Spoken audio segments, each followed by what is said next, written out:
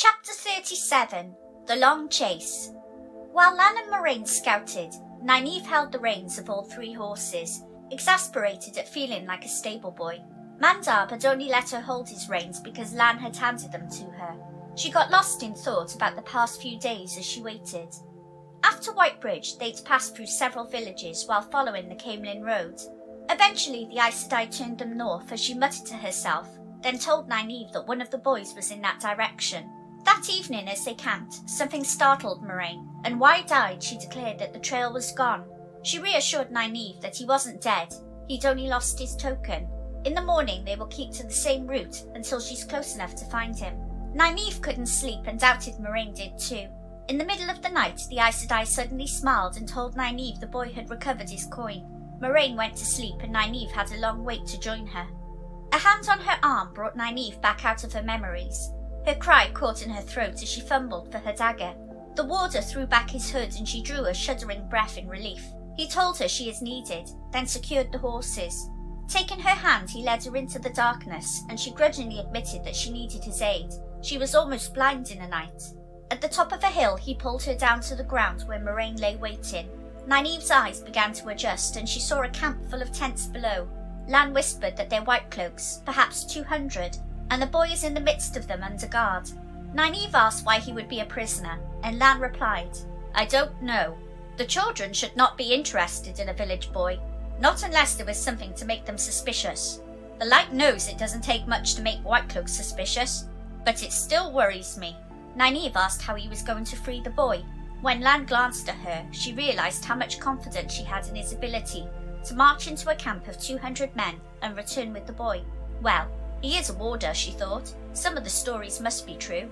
Lan told her, "I can get to the boy, but I worry he'll not be in any shape for stealth.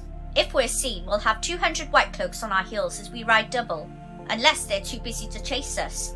Are you willing to take a chance?" Nynaeve told him of course she would if it was to help an Emmonsfielder, then asked what type of risk. Lan pointed beyond the tents to a line of horses and said if the picket ropes were cut, they would break free when Moraine caused a distraction. He warned that there are 2 guards on them, and that if she's half as good as he thinks, she'll never be seen. Nynaeve swallowed hard. Stalking rabbits was one thing, but this was something else. With a quick thought about him thinking that she was good, she told him she would do it. Lan nodded and said, "One other thing. There are wolves about. I saw 2, and if I saw that many, there were probably more. It's almost as if they wanted me to see them." He sounded puzzled, then added that she shouldn't be bothered by them.